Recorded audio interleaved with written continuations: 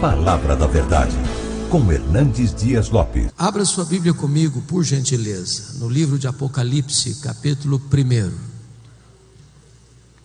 Apocalipse, capítulo 1.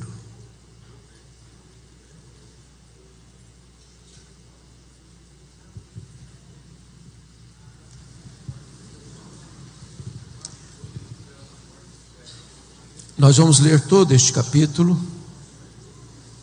Eu estou com a versão Mara, então acompanhe a leitura desse texto, por gentileza. Revelação de Jesus Cristo, que Deus lhe deu para mostrar aos seus servos as coisas que em breve devem acontecer, e que ele, enviando por intermédio do seu anjo, notificou o seu servo João, o qual atestou a palavra de Deus e o testemunho de Jesus Cristo quanto a tudo o que viu.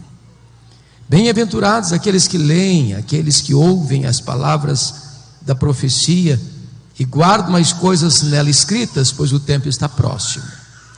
João, mais 7 igrejas que se encontram na Ásia, graça e paz a vós outros, da parte daquele que é, que era e que há de vir, da parte dos 7 espíritos que se acham diante do seu trono, e da parte de Jesus Cristo, a fiel testemunha, o primogênito dos mortos e o soberano dos reis da terra, aquele que nos ama e pelo seu sangue nos libertou dos nossos pecados e nos constituiu reino, sacerdotes para o seu Deus e Pai. A ele a glória e o domínio pelos séculos dos séculos. Amém. Eis que vem com as nuvens, e todo olho verá, até quantos o traspassaram, e todas as tribos da terra se lamentarão sobre ele, certamente. Amém. Eu sou o Alfa e o Ômega, diz o Senhor Deus, aquele que é, que era e que há de vir, o Todo-Poderoso. Eu, João, irmão vosso e companheiro na tribulação, no reino e na perseverança. Em Jesus achei-me na ilha chamada Patmos por causa da palavra de Deus e do testemunho de Jesus. Achei-me espírito no dia do Senhor, e ouvi por detrás de mim grande voz como de trombeta dizendo: o que vês, escreve em livro e manda às 7 igrejas: Éfeso, Esmirna, Pérgamo, Tiatira, Sardes, Filadélfia e Laodiceia. Voltei-me para ver quem falava comigo, e voltado vi 7 candeeiros de ouro, e no meio dos candeeiros um semelhante a filho de homem, com vestes talares e cingido à altura do peito com uma cinta de ouro.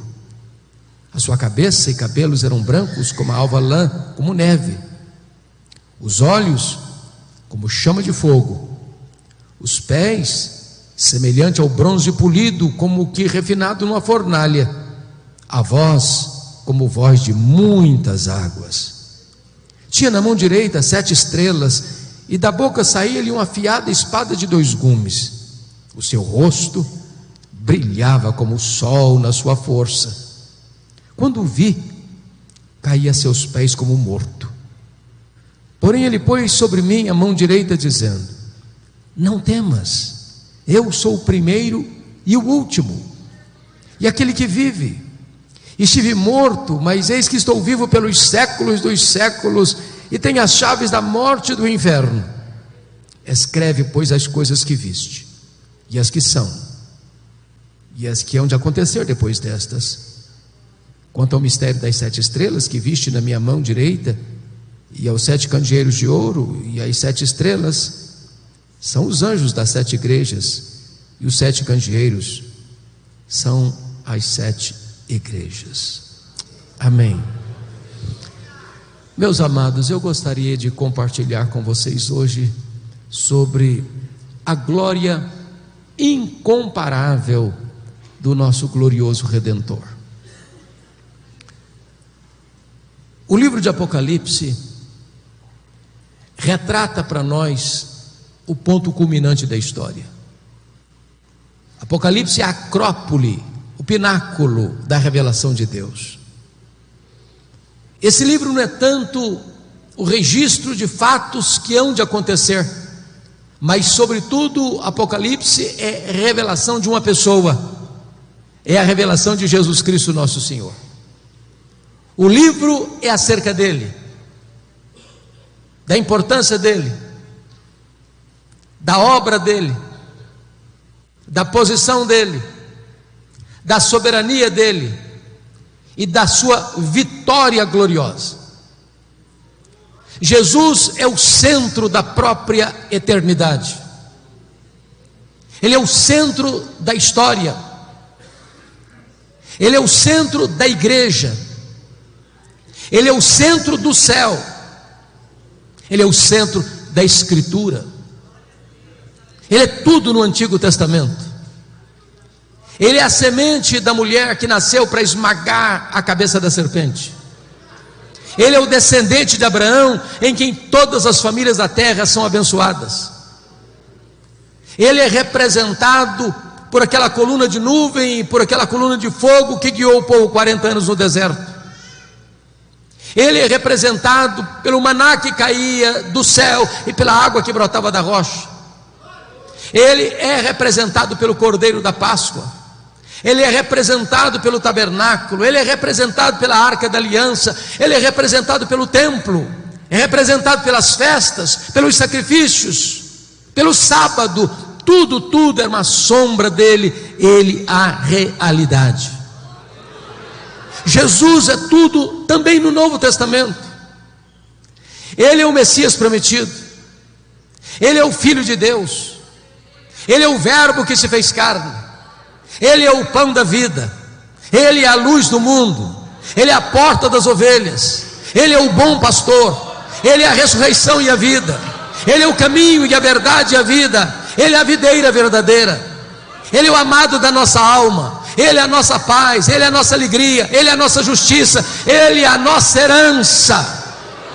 Ele é o alfa, ele é o ômega, ele é o princípio, ele é o fim, ele é o soberano dos reis da terra, ele é a razão da nossa vida.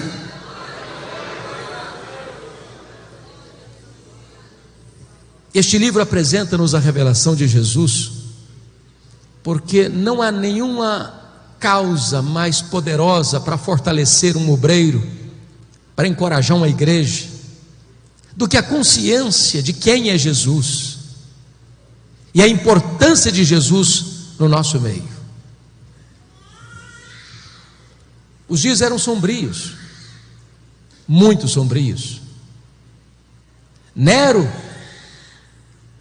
pôs fogo em Roma. Tito Flávio pôs fogo em Jerusalém. Agora Domiciano está pondo fogo nos crentes.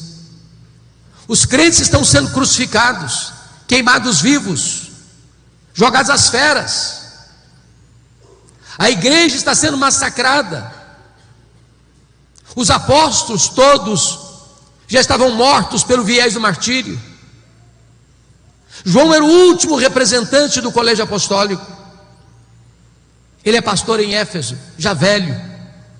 Quando diz a Bíblia que ele é banido para esta colônia penal, para esta ilha vulcânica do mar Egeu, a ilha de Patmos, na intenção do imperador Domiciano, é como se a última pá de cal estivesse sendo jogada sobre a igreja sofrida. Prenderam João naquela ilha vulcânica, naquela colônia penal. Fecharam para ele todas as portas da terra. Mas quando os homens pensam que eles têm o controle, eles se equivocam. Porque os homens maus deste mundo podem prender os crentes, podem banir os crentes, podem torturar os crentes, podem matar os crentes, podem fechar para eles todas as portas da terra. Mas os homens deste mundo não podem fechar a porta do céu. Porque quando todas as portas foram fechadas para João na terra, o Senhor abriu-lhe uma porta no céu e disse: sobe para aqui, e eu te mostrarei as coisas, não que talvez aconteçam, não as coisas que podem acontecer, eu te mostrarei as coisas que devem acontecer. E quando João sobe, ele vê um trono, e alguém é sentado no trono. Ele nem ousa descrever quem está sentado no trono, a não ser compará-lo com a beleza e o brilho das pedras preciosas. E ele vê na mão deste que está sentado no trono um livro de todo selado, com 7 selos, por dentro e por fora. E a Bíblia relata que uma pergunta ecoa no céu, na terra e debaixo da terra: quem é digno de abrir o livro e desatar-lhe os selos? E diz a Escritura que ninguém foi encontrado digno. E João começa a chorar, porque parece que a história está à deriva. Quando ele está rendido às lágrimas, ele escuta uma voz: não chores, João, eis que o leão da tribo de Judá, a raiz de Davi, venceu para abrir o livro e desatar-lhe os selos. E os selos são rompidos por Jesus, e as trombetas soam por ordem de Jesus, e a história caminha sob o controle de Jesus, e caminha para uma consumação onde a vitória final é de Cristo e da sua igreja. Então, irmãos, à luz desse texto,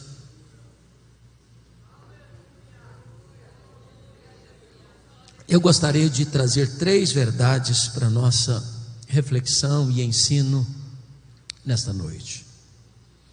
Em primeiro lugar, a grandeza incomparável da pessoa de Jesus. Em segundo lugar, a grandeza incomparável da obra de Jesus. E em terceiro lugar, as implicações incomparáveis dessas 2 verdades primeiras: quem Jesus é e o que ele fez. Vejamos então a grandeza incomparável da sua pessoa. Notem comigo, por gentileza, versículo 5, que ele nos é apresentado como a fiel testemunha. E significa que ele é o supremo profeta. Ele é o mensageiro e ele é a mensagem. Ele é a última palavra de Deus para nós. Tendo Deus falado muitas vezes, de muitas maneiras, aos pais, pelos profetas, agora Ele nos fala pelo Filho. Sua revelação foi progressiva até Jesus, mas não a partir de Jesus. Se você não ouvir Jesus, não há mais nada diferente ou novo que possa ser comunicado a você, a trazer esperança para o seu coração. Ele é a verdadeira palavra de Deus. Ele é o verbo de Deus. Ele é o profeta e ele é a mensagem. Ele é o mensageiro e ele é a mensagem. Ele é o supremo profeta de Deus, a última revelação de Deus. Mas você vai notar comigo que no versículo de número 5, ele nos é apresentado como primogênito dos mortos e o soberano dos reis da terra. E ele aqui é o sumo sacerdote, porque ele é o sacerdote e é o sacrifício. Ele é o ofertante e ele é a oferta. Ele é aquele que está à direita de Deus Pai e intercede por nós. Ele é aquele que defende a sua causa diante de Deus. Ele é o advogado, o justo. É por isso que a Bíblia diz que nenhuma condenação pode sobrevir sobre a sua vida, porque a Bíblia pergunta assim: quem tentará acusação contra os eleitos de Deus? É Deus quem os justifica.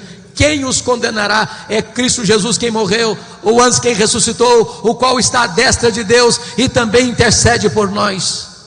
Nas horas de angústias da sua vida, nas horas de aperto do seu coração, se você gritar por socorro, esse sumo sacerdote se levanta para estar ao seu lado, interceder por você e colocar sua causa diante de Deus.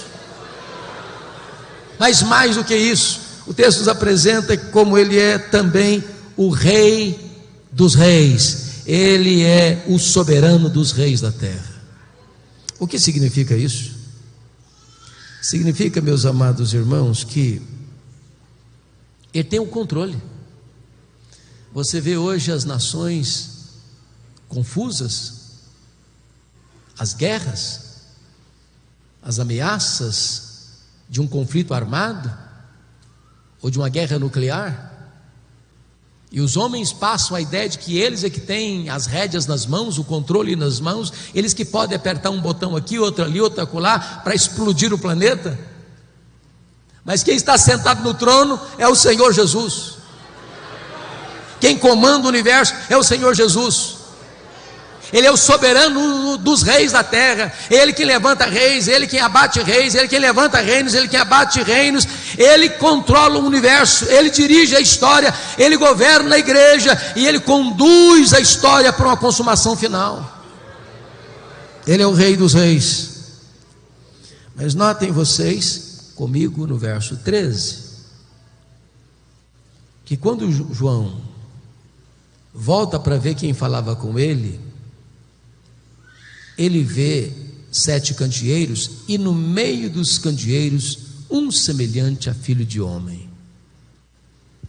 Ele é o profeta, ele é o sacerdote, ele é o rei, e ele é onipresente, porque ele está no meio das igrejas, aqui no Brasil, lá no Japão, lá na América, lá na África, lá na Ásia, ao mesmo tempo.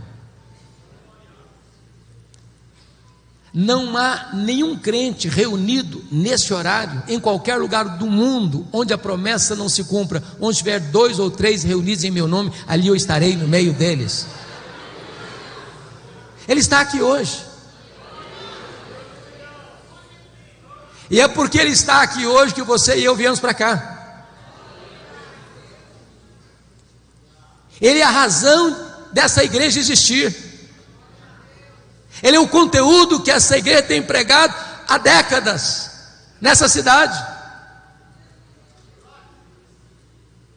Ele é a nossa esperança.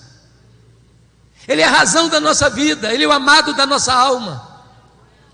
E Ele está aqui nesta noite para nos sondar, para nos exortar, para nos corrigir, para nos consolar, para nos fazer promessas. Agora notem comigo, amados, que quando João vai descrevê-lo, além de descrever a sua onipresença, vai descrever também que Ele é eterno. Confira comigo o versículo 14: a sua cabeça e cabelos eram brancos como a alva lã, como neve. Significa que Ele é eterno. Ele é o Pai da eternidade. Ele preexiste ao tempo, Ele preexiste à história, Ele preexiste ao princípio. Antes que houvesse mundo, Ele já existia. Ele não deriva a sua glória da criação. Se Ele não tivesse criado os céus e a terra, Ele era completo em si mesmo, satisfeito em si mesmo, perfeito em si mesmo. Ele é eterno. O tempo não o colhe de surpresa. A história que vem e que consumará não fecha a sua compreensão do tempo, porque Ele está para além do tempo. Ele é eterno.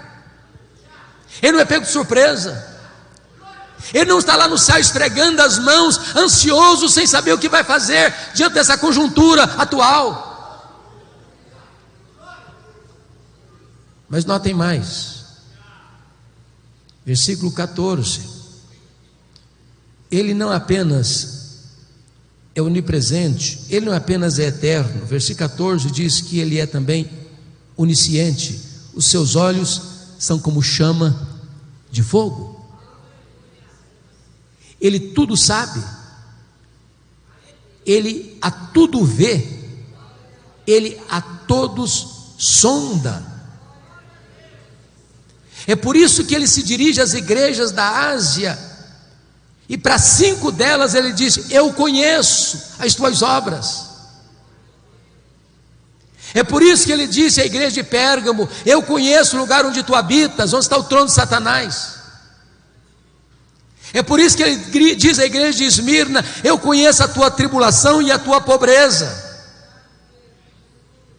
Ele conhece o seu futuro, Ele conhece o seu passado, Ele conhece o seu presente, Ele sabe quem é você, Ele sabe o que você pensa, Ele sabe o que você fala, Ele sabe o que você faz, Ele sabe o que você pensa. Nada pode ficar oculto aos olhos daquele que tem, às vistas daquele que tem os olhos como chamas de fogo. Ele é onisciente. Mas veja comigo, versículo 15: os pés semelhante a bronze polido, como que refinado numa fornalha. O que significa isso? Significa que ele é onipotente. Essa é uma figura de linguagem para dizer que se os seus pés são como bronze polido, como que refinado numa fornalha, ninguém resiste ao seu poder. Na linguagem do profeta Daniel, capítulo 2, que é uma das figuras mais incríveis da Bíblia, daquele sonho de Nabucodonosor, daquela grande estátua, cabeça de ouro, braços de prata, peitoral de prata, tronco de bronze, e as pernas de ferro, e os dedos de ferro e barro, representando os grandes impérios do mundo na época, a Babilônia, o Império Medo-Persa, o Império Grego e o Império Romano. Diz que uma pedra não lavrada por mãos bate nos pés da estátua, e toda a estátua vira pó, e essa pedra preenche todo o mundo. Sabe o que significa isso, meus irmãos? A Bíblia diz que quando Jesus voltar, Ele vai colocar todos os seus inimigos debaixo dos seus pés. Ele é vencedor. Aqueles que blasfemam dele, aqueles que negam a sua existência, aqueles que hoje zombam e escarnecem da nossa fé, aqueles que proíbem que o seu nome seja proclamado, que a sua palavra seja lida, terão que enfrentá-lo para serem derrotados por ele. E diz a Bíblia que ele vai lançar no lago do fogo o anticristo, o falso profeta, o diabo, a morte, o inferno e todos aqueles cujos nomes não estão escritos no livro da vida. E então ele entrará para a sala das bodas, para uma festa que não vai terminar nunca mais, para reinar com a sua igreja, e os seus inimigos serão completamente destruídos, porque ele é onipotente. Entendamos isso, irmãos. Ninguém pode prevalecer contra Jesus. Quando você vê o ímpio hoje estufando o peito e arrogantemente insurgindo-se contra Jesus, Jesus está dando corda, está dando corda, está dando corda.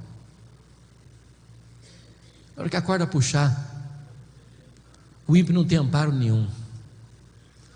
Naquele grande dia, diz Apocalipse capítulo 6, versículos 12 a 17, que esses poderosos do mundo vão estar desesperados, clamando até com vontade de morrer, mas a morte vai fugir deles, porque eles terão que encarar o Rei dos Reis, o Senhor dos Senhores, o reto juiz, vencedor em todas as batalhas. Eu pergunto a vocês, onde estão os reinos deste mundo? Com tanto poder? Onde está a Babilônia hoje? Onde está o Império Assírio hoje? Onde está o Império Medo-Persa hoje? Onde está o Império Grego hoje? Onde está o Império Romano hoje? Onde são os poderosos deste século? Eles virão pó, mas Jesus continua no trono, Rei dos Reis, Senhor dos Senhores. Confira comigo, por gentileza. Versículo 15 ainda, diz: a voz como voz de muitas águas. Sabe o que significa isso? Ele é irresistível. A Bíblia diz que a voz de Deus é poderosa, que ela despede chamas de fogo, que ela faz tremer o deserto, que ela despedaça os cedros do Líbano. Ele dá uma ordem e o universo se forma.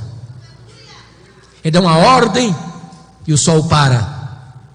Ele dá uma ordem e as estrelas aparecem. Ele dá uma ordem e o mar se acalma. Ele dá uma ordem e o vento cessa. Ele dá uma ordem e um verme cumpre o seu mandato. Ele dá uma ordem e uma mula profetiza. Ele dá uma ordem e os demônios batem em retirada. Ele dá uma ordem e os anjos saem para obedecer a seu comando. Ele tem uma voz poderosa, voz como voz de muitas águas. Ele é irresistível. Sabe o que é maravilhoso? Você e eu somos a caixa de ressonância desta voz, quando pregamos o Evangelho, porque a Bíblia diz que o Evangelho é o poder de Deus para a salvação de todo aquele que crê. O coração mais duro é quebrado pelo martelo da palavra de Deus. Pregue esta palavra, proclame esta palavra, porque não é palavra de homem, é a palavra do Deus vivo, a palavra onipotente de Jesus. Confira comigo, por gentileza, agora, versículo 17.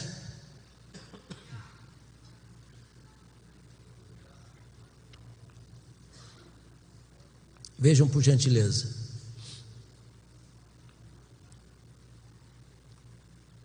Versículo de número 17. Versículo 16 ainda. O 16 ainda, no finalzinho. Diz o versículo 16: na sua mão tinha na sua mão direita 7 estrelas, e da sua boca saía-lhe uma afiada espada de 2 gumes. Aqui eu quero destacar que ele é vitorioso. Se vocês lerem com atenção, vão perceber que no grande dia final, na batalha final, não acontecerá lá uma batalha de conflagração de carros, tanques de guerra. A única arma que vai ser acionada é a espada que sai da boca do Cordeiro.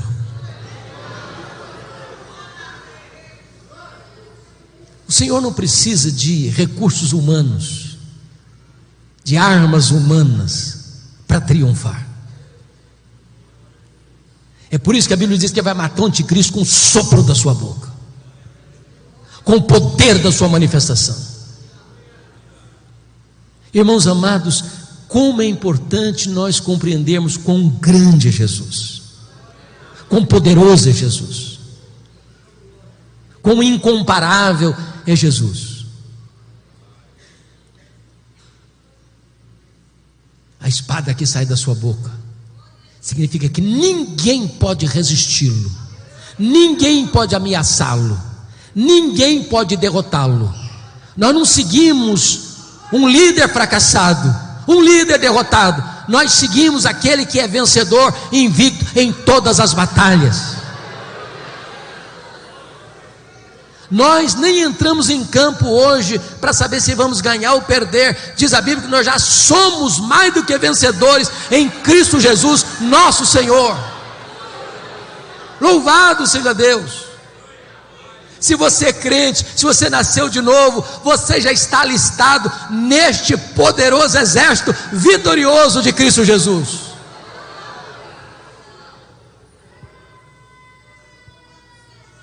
Mas notem comigo, o versículo 16 ainda diz: e o seu rosto brilhava como o sol na sua força. Oh, meus amados irmãos, aqui ele é o Cristo glorioso. Eu acho isso maravilhoso, sabe por quê? Porque a visão que João tem agora não é mais daquele Cristo do Getsêmani, sangrando, coberto de lágrimas, prostrado com o rosto no chão. A visão que João tem agora não é daquele Cristo cuspido e esbordoado do sinédrio judaico. A visão que João tem agora não é daquele Cristo espancado e vilipendiado do pretório romano. A visão que João tem agora não é daquele Cristo exangue que caminha trôpego debaixo do lenho maldito pelas ruas apinhadas de uma cidade ensandecida.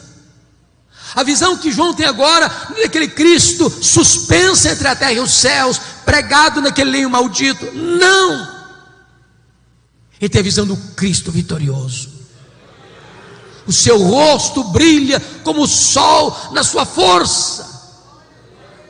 E notem que João era o discípulo mais próximo de Jesus.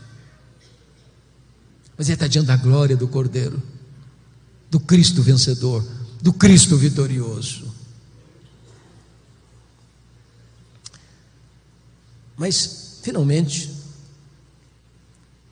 examinando o primeiro ponto, a grandeza incomparável da pessoa de Jesus, confira comigo, por favor, versículos 17 e 18. Quando o vi, caí a seus pés como morto. Porém ele pôs sobre mim a mão direita, dizendo: não tenhas medo, eu sou o primeiro e o último, e aquele que vive. Estive morto, mas eis que estou vivo pelos séculos dos séculos, e tenho as chaves da morte e do inferno. Primeiramente, ele aqui é conquistador.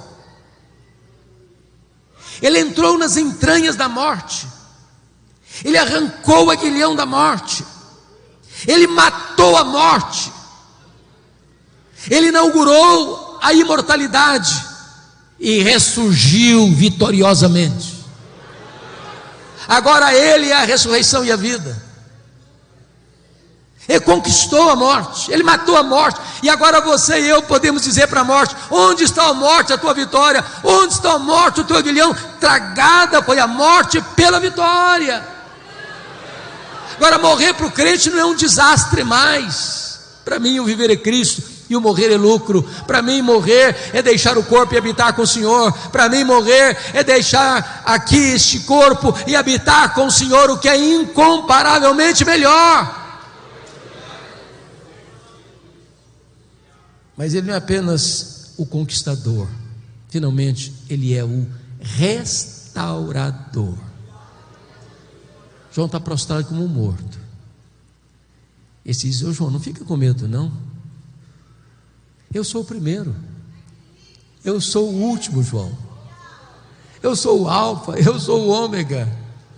Ô João, eu já estive morto, mas eu estou vivo pelos séculos dos séculos, e eu tenho as chaves da morte e do inferno. Nós não viemos aqui nesta noite adorar o Cristo que esteve vivo e está morto. Nós viemos adorar o Cristo que esteve morto e está vivo, e vivo pelos séculos dos séculos. Esta é a grandeza incomparável da pessoa de Jesus. Veremos agora o segundo ponto, que é a grandeza incomparável da obra de Jesus. Por favor, olhe comigo o versículo 5, parte B. Aquele que nos ama e pelo seu sangue nos libertou dos nossos pecados. Em primeiro lugar, ele ama a igreja. E vejam vocês que o verbo está no presente do indicativo, não está no passado. Ele não apenas nos amou, ele nos ama e continuará nos amando. Eu penso que não há nenhum remédio mais eficaz para curar o problema, o complexo de inferioridade e da autoestima achatada, do que essa verdade. Você acha pouco o fato de você ser amado por Jesus? Mas ele não ama você porque viu em você algo digno de ser amado. A causa do amor dele por você e por mim não está em nós, mas nele mesmo. Sabe por quê? A Bíblia diz que ele nos ama com amor eterno. O mundo não tinha sido criado ainda, e você já estava no coração dele. Ele amou você com amor eterno e atraiu você para ele com cordas de amor. Deus não me ama por causa das minhas pretensas virtudes, Ele me ama apesar dos meus pecados. Ele não me ama por causa dos meus méritos, Ele me ama apesar dos meus deméritos. Não há nada que você possa fazer para Deus amar você mais, nem para Ele amar você menos. Ele ama a você. Talvez você entrou aqui hoje abatido, triste, talvez você se sentindo a última pessoa do universo, talvez você entrou aqui hoje com essa autoestima lá no chão. Eu quero dizer para você que Jesus ama você, que Jesus ama você, que Jesus ama você, que Jesus ama você. Você tem valor para Ele, você é importante para Ele.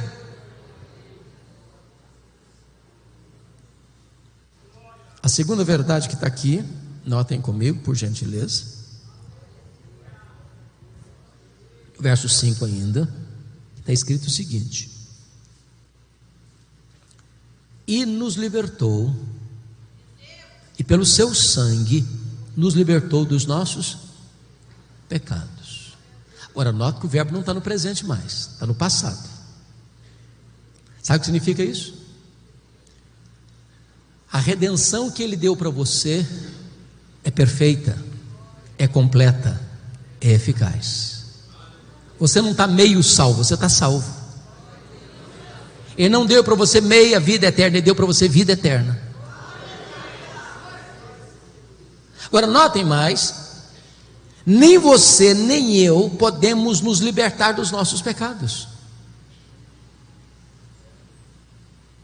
Impossível. Impossível. A Bíblia chega a dizer que assim como um leopardo não consegue tirar suas próprias manchas, nem um etíope consegue mudar a cor da sua própria pele, assim também eu não posso fazer o bem se eu estou inclinado a fazer o mal. A inclinação da nossa carne é inimizade contra Deus. Eu estava rendido aos meus pecados. Paulo diz em Efésios capítulo 2 que o homem antes da sua conversão, ele está depravado, escravizado, condenado e morto nos seus delitos e pecados. Não há nada que ele possa fazer. Talvez você tenha lutado, talvez você tenha se esforçado, mas a grande verdade é que Jesus Cristo, Filho de Deus, Ele nos libertou pelo seu sangue dos nossos pecados. As algemas foram quebradas, as cadeias foram rompidas, a prisão foi aberta. Nós estávamos na potestade de Satanás e Ele nos tirou de lá. Nós estávamos na casa do valente e Ele amarrou o valente e nos tirou de lá. Nós estávamos no império das trevas e Ele nos transportou de lá para o reino da luz. Hoje nós somos um povo livre, salvo, remido no sangue do Cordeiro. Louvado seja Deus. Bendito seja o Senhor. Então, a obra dele, Ele nos ama. Segundo, Ele morreu por nós. Terceiro, Ele não apenas ama a igreja, Ele não apenas morreu pela igreja, Ele também honrou a igreja. Olha o versículo 6 comigo. E nos constituiu reino, sacerdotes para o seu Deus e Pai. E Ele não pode concluir sem uma doxologia. A Ele glória e o domínio pelos séculos dos séculos, amém. Preste atenção nisso. Você que foi salvo pela graça, você está numa posição muito elevada. Você foi constituído rei e sacerdote.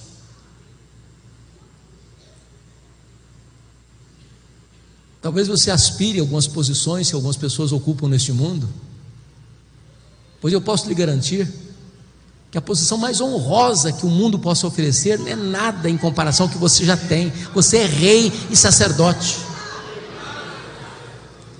Significa que agora você tem livre acesso à presença de Deus. Você não precisa de um intermediário mais para você falar com Deus. O véu já está rasgado de cima a baixo.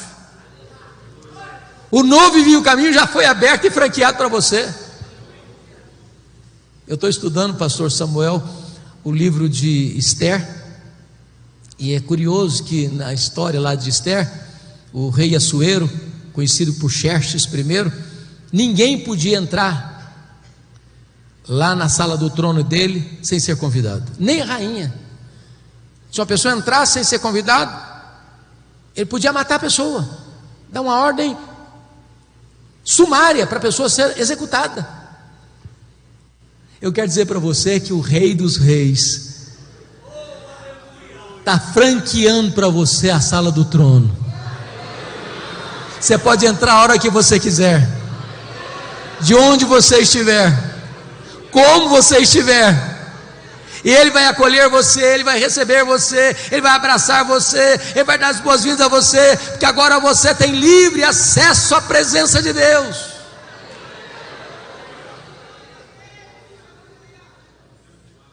A Bíblia diz que o Senhor não apenas vai nos levar para o céu, Ele vai nos levar para o trono. Foi a promessa da igreja de Laodiceia: ao vencedor dar-lhe-ei sentar-se comigo no meu trono, como eu venci e sentei com o meu Pai no seu trono. Entenda o valor que você tem para Deus. Você é rei, você é sacerdote. A Bíblia chega a dizer que no dia do juízo nós vamos julgar o mundo, nós vamos julgar os próprios anjos. Então, primeiro, Ele ama a igreja. Segundo, Ele morreu para a igreja, pela igreja. Terceiro, Ele honrou a igreja. Mas em quarto lugar, Ele voltará para a igreja. Veja o verso 7 comigo, por favor. Eis que vem com as nuvens, e todo olho verá, até quantos o traspassaram. Todas as tribos da terra se lamentarão sobre ele, certamente. Amém. Irmãos, a segunda vinda de Cristo é a nossa bendita esperança. Viva esperança. De vez em quando as pessoas perguntam assim: mas quem está no controle desse mundo maluco? Deus ou o diabo? Essa pergunta foi feita por A.W. Pink.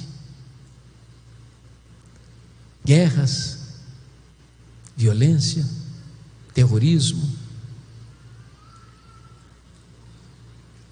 grupos de extermínio, crime organizado, corrupção, prostituição, apostasia. Parece que o carro saiu dos trilhos.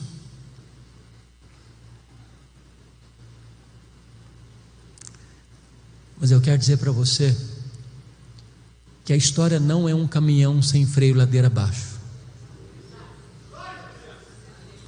O Senhor Jesus está no controle.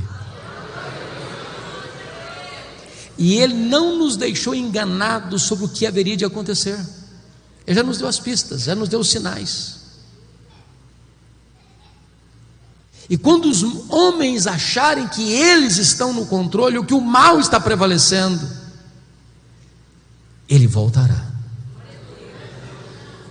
e colocará todos os inimigos debaixo dos seus pés, e reinará supremo para sempre e sempre e sempre. A pergunta, irmãos, é como Ele voltará? E a Bíblia responde: Ele voltará pessoalmente. Pessoalmente. Ele não vai mandar um embaixador, não. Ele mesmo virá.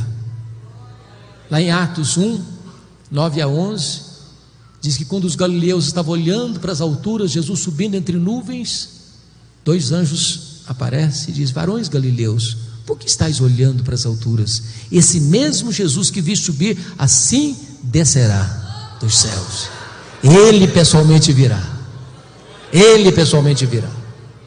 Segundo, como Ele voltará? Ele voltará visivelmente. todo olho verá, até aqueles que o traspassaram. O que significa isso? Sabe o que a Bíblia diz?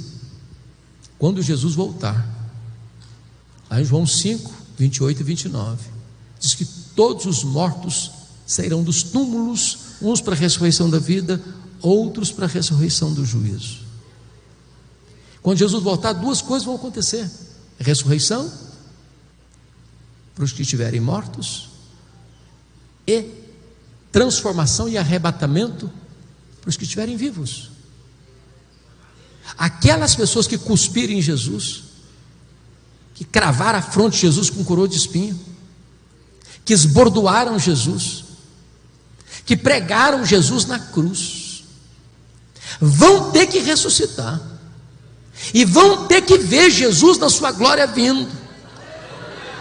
E Paulo diz que todo joelho vai ter que se dobrar, nos céus, na terra e debaixo da terra, e toda língua vai ter que confessar que Jesus Cristo é Senhor, para a glória de Deus Pai. A igreja fará isso com a maior das alegrias, os ímpios com o maior dos terrores. Terceiro lugar, como Jesus voltará? Ele voltará audivelmente, ressoada a trombeta de Deus, ouvida a voz do arcanjo, ele descerá dos céus. Se a volta de Jesus vai ser o fato mais público da história, também será o fato mais audível da história.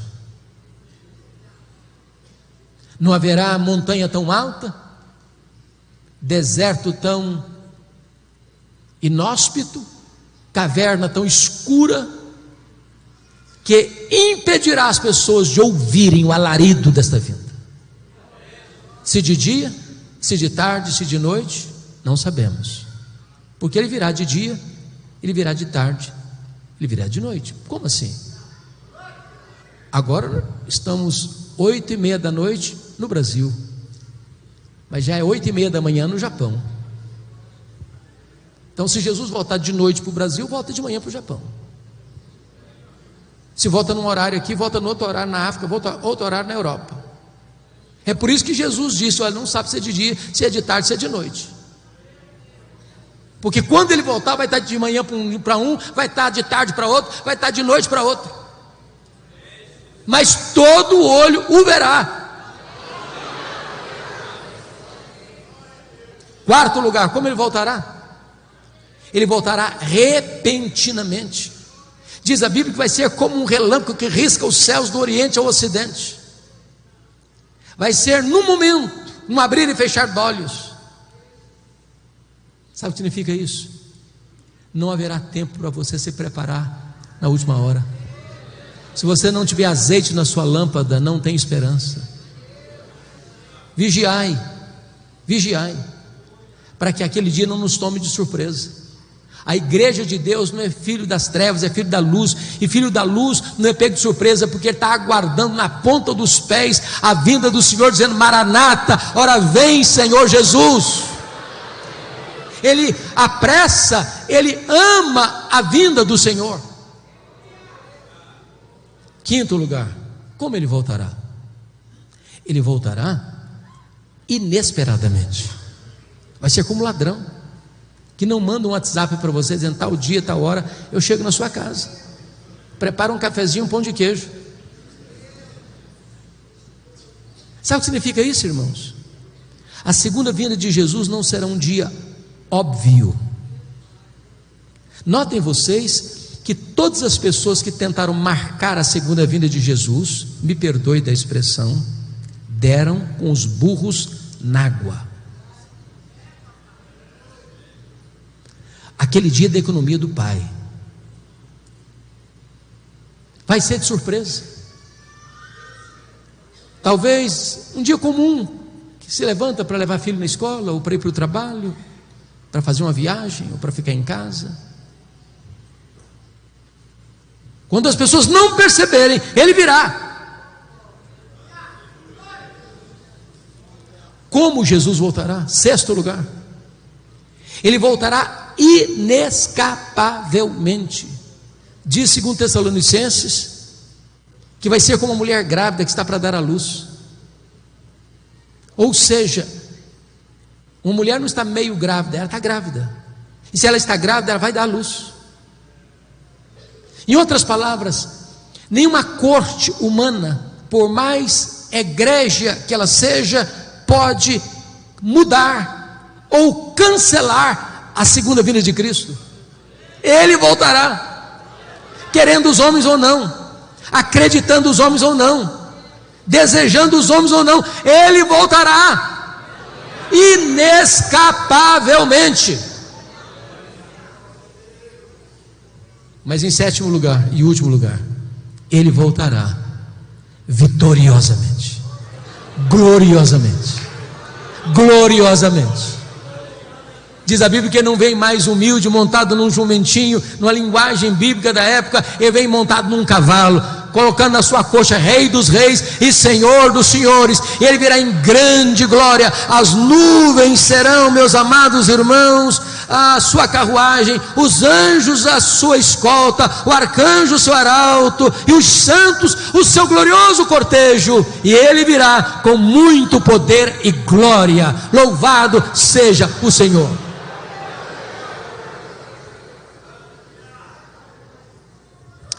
Então, até aqui nós olhamos a grandeza incomparável da pessoa de Jesus. Ele é onipresente, Ele é onisciente, Ele é onipotente, Ele é irresistível, Ele é glorioso, Ele é vitorioso, Ele é restaurador. Olhamos a grandeza incomparável da sua obra. Ele ama a igreja, Ele morreu pela igreja, Ele exaltou a igreja e Ele voltará para a igreja. Agora, em último lugar, terceiro e último lugar, vamos ver a grandeza incomparável das implicações dessas duas verdades. Primeira implicação: não precisamos então ter medo da vida. Tem muita gente com medo da vida. Tem muita gente não querendo acordar. Tem muita gente flertando até com suicídio. Tem muita gente que gostaria de dormir sem data para levantar. Eu quero dizer para você, meu amado, que você não precisa ter medo da vida. Preste atenção no contexto. Por que João está nessa ilha? Do ponto de vista humano. Do ponto de vista humano, ele está lá porque o imperador Domiciano o mandou para lá como um prisioneiro, numa ilha penal, numa colônia penal, numa prisão de segurança máxima, para trabalhos forçados. Ele já era um homem velho. Ele foi para lá porque está sendo perseguido. Seus pares, os apóstolos, já estão mortos. Os seus irmãos estão sendo queimados vivos, crucificados, jogados às feras. Do ponto de vista humano, o mal está prevalecendo, a igreja está sufocada. Mas o que ele vai entender? Veja comigo o versículo 9: achei-me na ilha chamada de Patmos por causa da palavra de Deus e do testemunho do Senhor Jesus. Ele está fazendo outra leitura.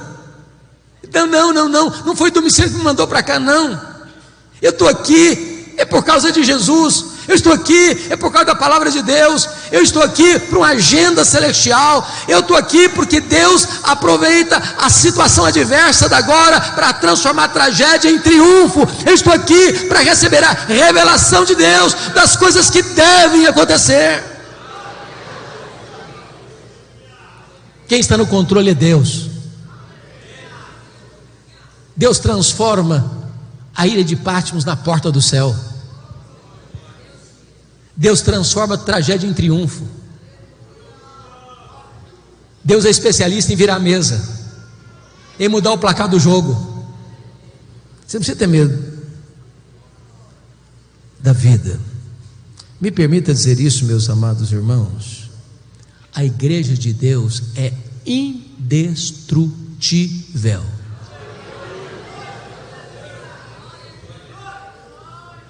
Quando eu digo que a igreja de Deus é indestrutível, eu não estou afirmando que a igreja de Deus não possa ser perseguida. Eu não estou afirmando que a igreja de Deus não possa sofrer sanções penais. Eu não estou dizendo que a igreja não possa sofrer martírio.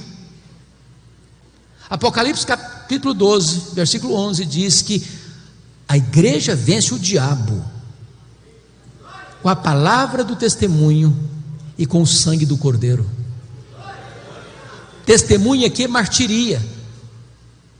Ou seja, quando o perseguidor vem e prende um crente, e maltrata um crente, e põe o crente contra a parede, diz: ou você nega Jesus, ou eu te prendo, eu te bato, eu te mato.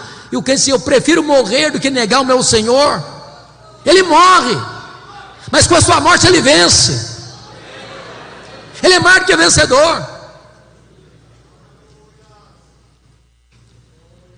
Ninguém pode derrotar a igreja do Deus vivo. Você precisa ter medo da vida, porque a Bíblia diz que Jesus está vivo pelos séculos dos séculos. Segundo lugar, segunda implicação: em virtude de quem Jesus é e do que Ele fez, não precisamos ter medo da morte. A Bíblia diz o seguinte: Jesus disse para João: João, não fique com medo não, João. Eu sou o primeiro, eu sou o último. Eu estive morto, mas eu estou vivo, João, pelos séculos dos séculos. A Bíblia diz que a morte é o rei dos terrores, mas Jesus é o rei dos reis. Jesus entrou nas entranhas da morte. Ele arrancou o veneno da morte, arrancou o aguilhão da morte, matou a morte e ressuscitou. E agora Ele é a ressurreição e a vida. E agora Ele diz para você: se você crê em mim, você nunca morrerá eternamente. Agora você pode dizer para a morte: onde está a morte, a tua vitória? Onde está a morte, o teu aguilhão? Tragada foi a morte pela vitória. A morte não tem mais a última palavra. Jesus é o primogênito dos mortos. Ele é o primeiro da fila. E nós, se Jesus não voltar antes, receberemos um corpo de glória semelhante ao corpo da sua glória. Aliás, um corpo que não vai brigar nem com a balança, nem com o espelho. Perfeito, incorruptível, poderoso, glorioso, semelhante ao corpo da glória do Senhor Jesus.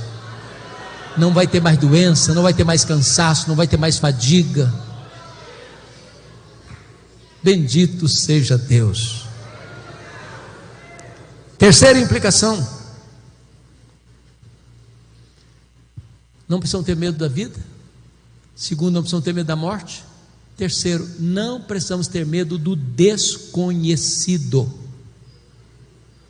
Irmãos, você e eu agora não enxergamos na curva, não enxergamos no escuro.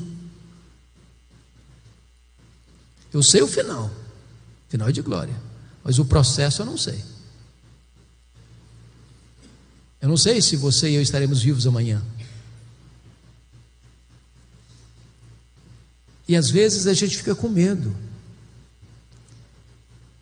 Mas me permita voltar com você para o verso 1, que está escrito aqui: revelação de Jesus Cristo que Deus lhe deu para mostrar aos seus servos as coisas que em breve devem acontecer. Preste atenção, não é nas coisas que talvez aconteçam, não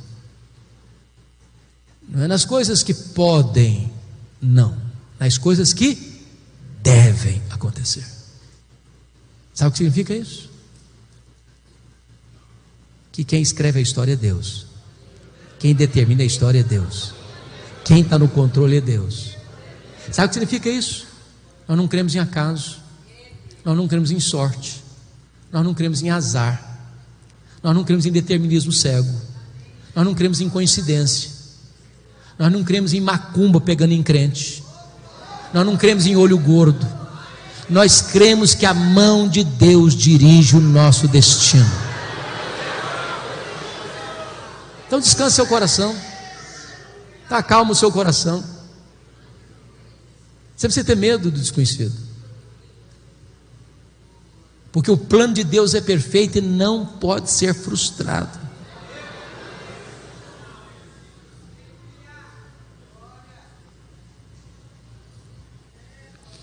O que eu acho precioso nesse livro é que João, na hora mais crítica da sua vida, é convocado a subir, porque não é a terra que explica o céu, é o céu que explica a terra. O entendimento dos dramas da história não emanam da própria terra, não procede dos próprios homens, mas vem de cima, vem do céu, vem de Deus, vem do alto. E quando João sobe, o que ele vê é um trono, e quem está sentado no trono é quem governa. E ele vê o Cordeiro, que é o leão da tribo de Judá, a raiz de Davi, que está com um livro na mão, venceu para abrir o livro. E o que é abrir o livro, irmão? O livro é o livro da história, dos acontecimentos. E quando você vê a abertura dos selos, o que é a abertura dos selos? É o mundo perseguindo a igreja. Isso não pegou Deus de surpresa, não. Isso não pegou Jesus de surpresa, não. Foi Ele que estabeleceu essa agenda. Aí depois dos selos, as trombetas soam. O que são as trombetas? São o juízo parcial de Deus ao mundo que persegue a igreja. E quando as trombetas tocam, elas alcançam o quê? A terra, o mar, os rios, os astros, os homens. Você já parou para pensar ou interpretar os fenômenos da natureza? Os tsunamis, os maremotos?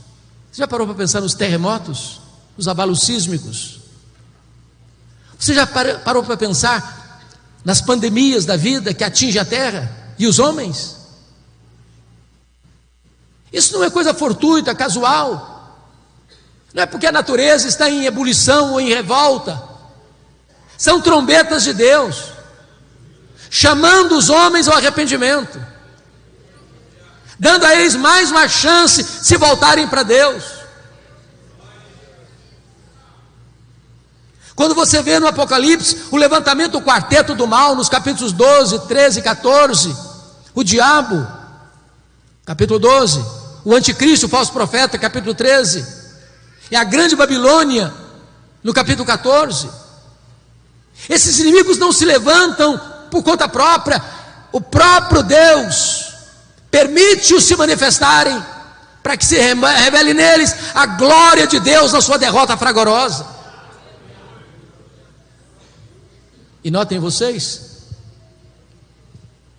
que o diabo, como coordenador desta orquestra maligna, você vê o anticristo trazendo perseguição, você vê o falso profeta trazendo heresia, e você vê a grande Babilônia trazendo prostituição. Não são essas coisas que estão movendo o mundo hoje? Mas o Senhor vai pôr fim a toda esta corrente de maldade, porque quando as taças da ira de Deus são derramadas, capítulos 15 e 16, agora não tem mais juízo misturado com a misericórdia, agora a cólera de Deus chegou o grande dia do juízo. O que você vai ver em seguida? Capítulos 17, 18 e 19, a queda do quarteto do mal. 17 e 18, a queda da Babilônia. 19, a queda do anticristo, do falso profeta. Capítulo 20, a queda do diabo. No capítulo 20 ainda, a queda de quem mais? Da morte, do inferno, dos ímpios. E como é que o livro termina? O livro termina com a vitória retumbante, completa, final, cabal de Cristo e da sua igreja. Então você não precisa ter medo do desconhecido, porque o desconhecido é para nós, mas para Deus já está tudo decidido, controlado, resolvido. A vitória é de Cristo e da sua igreja.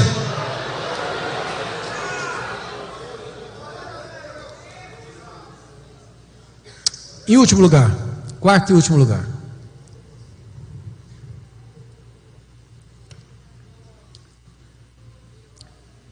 Porque Jesus é quem Ele é, e porque Ele fez o que Ele fez, então você e eu não precisamos ter medo da eternidade. Como é que será? Como é que vai ser? As pessoas têm tantas curiosidades. Vamos nos conhecer? Como é que vai ser o nosso corpo? Como é que nós vamos morar lá? Como vão ser os relacionamentos lá? Quanto tempo vai durar? E nem tempo vai ser, porque o tempo você marca com segundos, minutos, horas, dias, semanas, meses, anos, décadas, séculos, milênios. A eternidade não termina nunca. Mas não haverá um dia de monotonismo. Não haverá um dia de rotina pesada. Nós nos deleitaremos nele, nós glorificaremos a ele, nós serviremos a ele, nós contemplaremos a face dele, nós conheceremos a ele, nós viveremos com ele, reinaremos com ele para sempre, sempre, sempre, sempre. E ele diz para João: João, você não se tem medo não, João, porque eis que eu estive morto, mas estou vivo pelos séculos dos séculos. Quando os milênios rolarem, lá na eternidade, Jesus estará lá com você. Você não precisa ter medo. Não há nada que possa infundir medo ao seu coração. Como diz o apóstolo Paulo: eu estou bem certo de que nem a morte, nem a vida, nem anjos, nem principados, nem poderes, nem altura, nem profundidade, nem qualquer outra criatura poderá separar-nos do amor de Deus que está em Cristo Jesus, nosso Senhor. E eu termino fazendo uma declaração. Diz o texto que quando João viu Jesus na sua glória, ele caiu como morto aos seus pés. E a pergunta é esta: e você? Que postura você tem tido em relação a Jesus? Você tem se curvado também? Tem se prostrado também? Você o reconhece nesta noite como Senhor da sua vida, como Salvador da sua vida, como a razão da sua vida? Ele está aqui hoje, poderoso para salvar, poderoso para restaurar, poderoso para consolar, poderoso para fazer tudo novo na sua vida.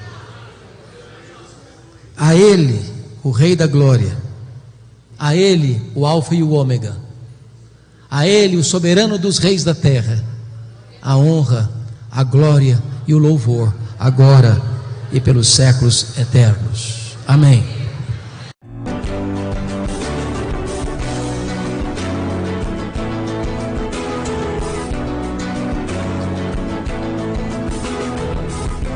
Palavra da Verdade, com Hernandes Dias Lopes.